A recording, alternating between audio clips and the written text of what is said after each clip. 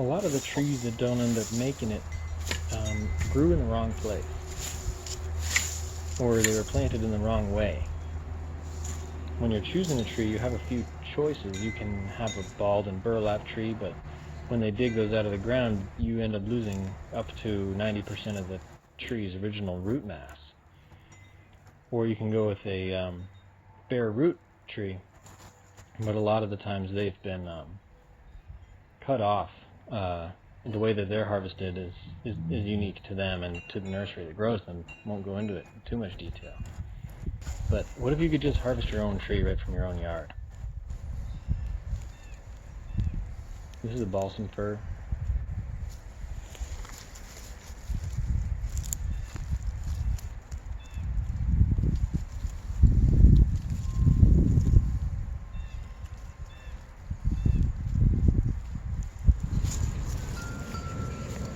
When reaching out the roots, I'm trying to go outwards from the center to the edge, because you'll break some roots, but you won't break any of the roots that are going out radially.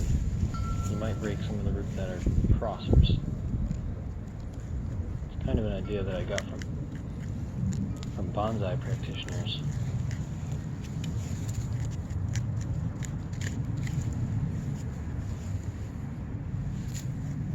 And using this little tool here, just one tine of a fork. In this case it's a stick. It doesn't really get hooked on anything. It's starting to loosen up this tree. Now I'm digging a circle around the tree with this sharp shovel, piercing straight down, trying to get a clean cut on the outer edge of some of these fine roots.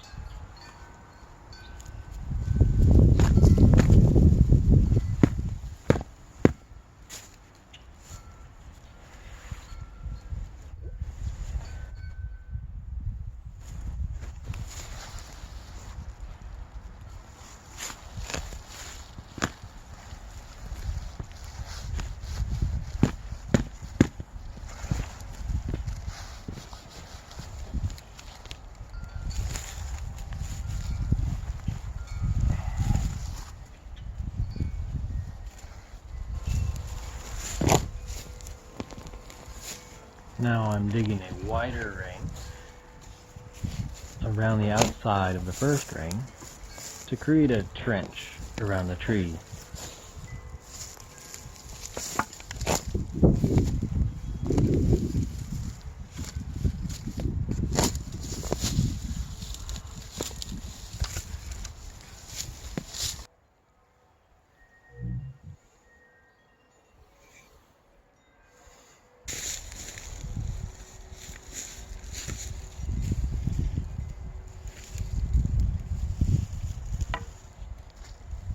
Using a hose, I sprayed down the roots, trying to loosen them further out of the soil.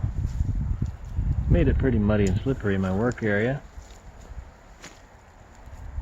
This here is a digging fork, really helpful for this job.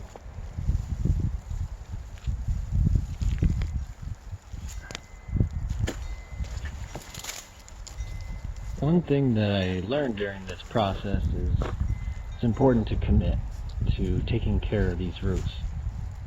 It's very easy to get frustrated here, especially if you're used to hammering hard and producing tree work. You get used to using brute force and getting things done, and this is not the day for that.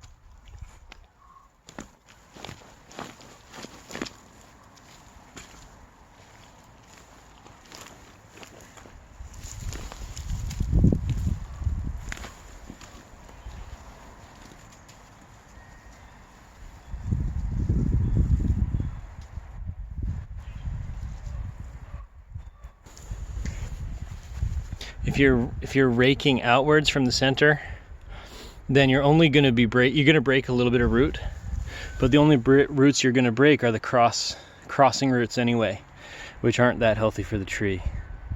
So, because they can girdle the tree. I wouldn't expect a girdling root so much on natural grown tree like this. But yeah, this thing's pretty well bare rooted. I think I'm gonna hose it off a little more just to get a nicer look at those nice bright red roots, and see how we did. So let's see if we can fire up a little water and get a little of that. It's a little bit like digging out a potato. Start to see it. Whoa! You start to see the color of it. That's when it really gets exciting.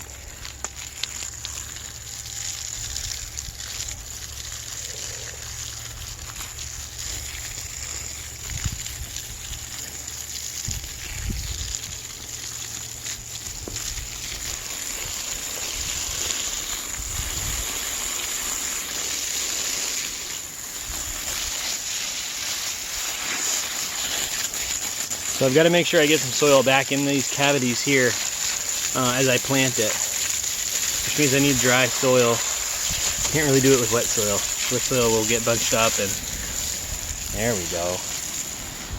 Just give it a little taste up top. See these fine roots here? I can straighten all these hairs out into the yard, and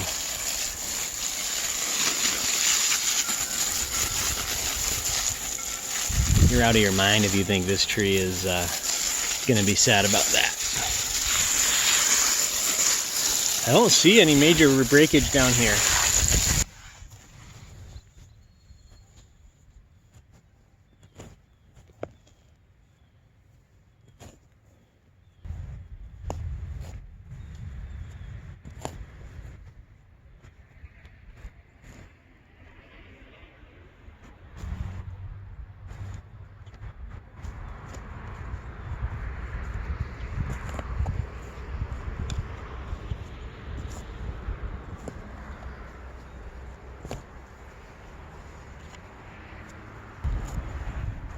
You can see I don't want any of these roots out here to have to get snipped off, and I don't want any of them to have to get curled over. So I'm going to dig this hole much wider, and I'm going to lay this baby in, and I'm going to slowly fill it up with a little bit of soil. So you can see this trunk has a slight J shape to it. That tells you which side it wants to grow on. In terms of, it grew on a side hill like this. So this is the orientation I'm going to let it stay in case that helps it in some way that I don't understand. I don't want to fight it. It's having a pretty rough day already, as it is. Yeah, there's little buds on there. I don't know if that's going to make this process completely ruined, or if I'm going to get away with it. But all it cost me was a few hours, and at least I might have learned something along the way. Maybe. I don't know. It works for me.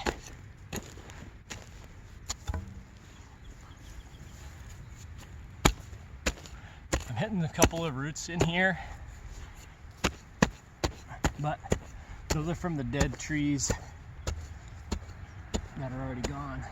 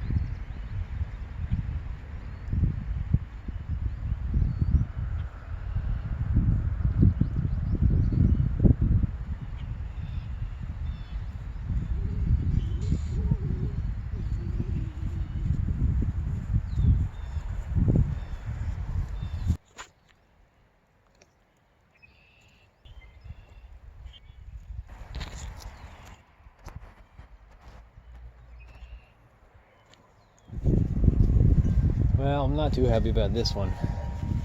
Just did all this work, moved this tree, and I put it where I really think I should put it. But now that I see it, I can't justify leaving it there. You see, that's our new guy. Oops, that's our new guy right there. And it's not in line with the others, and that's by design because the others are so close to the driveway that they need to always be pruned. And there's also this wire here going to the house, which this will be all into one day if everything goes as planned. If I move it in line with these other trees, it's going to look a whole lot better, but it's not going to be as good for the tree. Being right here next to where the salt gets put, there's probably some sort of fill material under the ground, less of a natural soil. It's going to have more entanglements with the roots of this older stump. I don't know, guys. Pretty happy with it.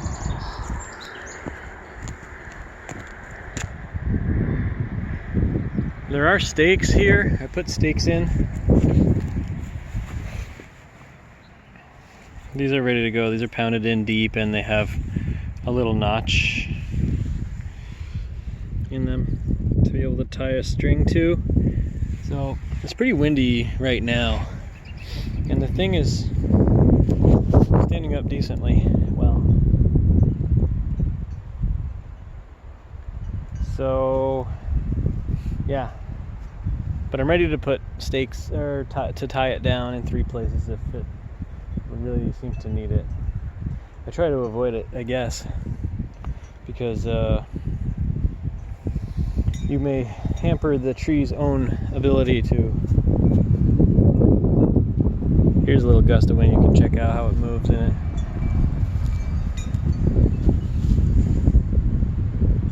It's still blowing. It's still blowing.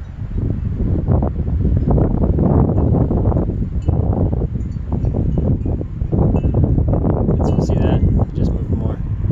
So it may need stakes, especially since it's an evergreen. It needs. It has a lot more wind sail factor than it would if it was a bare root deciduous tree at this time of year.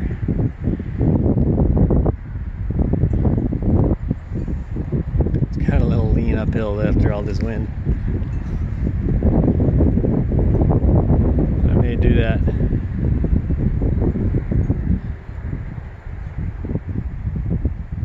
But anyway, it's in line with the other trees and kind of follows the curve of the driveway, and it's going to fill in the area really nicely if it survives. And if it doesn't, then, well, I'll learn my lesson. I'll probably buy a tree from a nursery next time. I'm pretty proud of it. Probably shouldn't be, but alright, now we're off to go kill some trees. A little bit of a different change of pace. Alright. Bye.